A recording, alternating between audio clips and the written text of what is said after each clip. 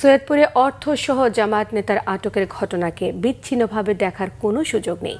বিএনপির বিজয় নিশ্চিত জেনে এসব করা হচ্ছে এমন অভিযোগ করেছেন বিএনপি নির্বাচন পরিচালনা কমিটির মুখপাত্র মাহাদি আমিন। বিভিন্ন জায়গা থেকে বিপুল পরিমাণ বোরকা এবং নিকাব অর্ডারের খবর পাওয়া যাচ্ছে উল্লেখ করে তিনি বলেছেন, ধর্মের লেবাস ব্যবহার করে জাল ভোট দেওয়ার পায়তারা করছে একটি মহল। নির্বাচনে সহিংসতা সৃষ্টির লক্ষ্যে একটি গোষ্ঠী দেশীয় অস্ত্র জড়ো করছে বলে অভিযোগ বিএনপির। রিপোর্ট মোবাশ্বের আহমেদের।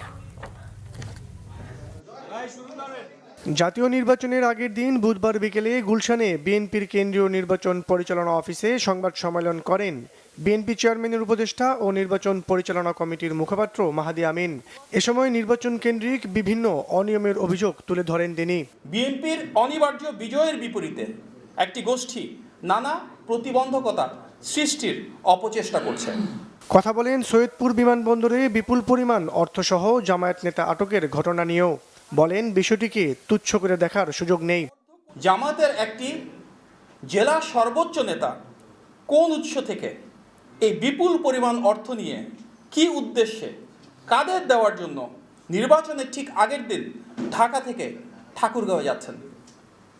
টানা 4 দিন যেখানে দেশের সকল ব্যবসায়িক কার্যক্রম বন্ধ রয়েছে, সেখানে এত বিপুল পরিমাণ অর্থ কোন ব্যবসায়িক প্রয়োজনে ব্যবহৃত হতে পারে সেটি বোঝার জন্য বিশেষজ্ঞ হওয়ার প্রয়োজন নেই। স্পষ্টতই আচরণবিধির এই লঙ্ঘন গণবিচ্ছিন্ন রাজনৈতিক দলটির দেউলিয়ত্ব ও অনৈতিক প্রভাব বিস্তারের চেষ্টা প্রমাণ করছে। নির্বাচনে সহিংসতা সৃষ্টির চেষ্টা থেকে একটি গোষ্ঠী দেশীয় অস্ত্র জড়ো করছে বলেও অভিযোগ করেন তিনি। আমরা অবশ্যই নারীদের আব্রু ও পর্দার ব্যাপারে সর্বোচ্চ শ্রদ্ধাশীল, কিন্তু ইসলামী সেই পোশাককে অপব্যবহার করে কেউ যদি মিথ্যা পরিচয়ে জাল ভোট দেওয়ার চেষ্টা করে, তাহলে সেটিকে প্রতিরোধ করতে হবে। সন্দেহজনক ভোটারের পরিচয় নিশ্চিত করতে এনআইডি কার্ড, হজ, ওমরা, পাসপোর্ট বা ভিসার ছবি তোলার মতো করেই মুখমণ্ডলের যে অংশটুকু অনাবৃত রেখে ছবি তুলতে হয়, ভোটার তালিকা অনুযায়ী নারী প্রিসাইডিং বা সহকারী প্রিসাইডিং অফিসার ও নারী চ্যালেঞ্জকারী বা এজেন্টের উপস্থিতিতে ভোট প্রদানের আগে নারী ভোটারদের পরিচয় নিশ্চিত করতে হবে।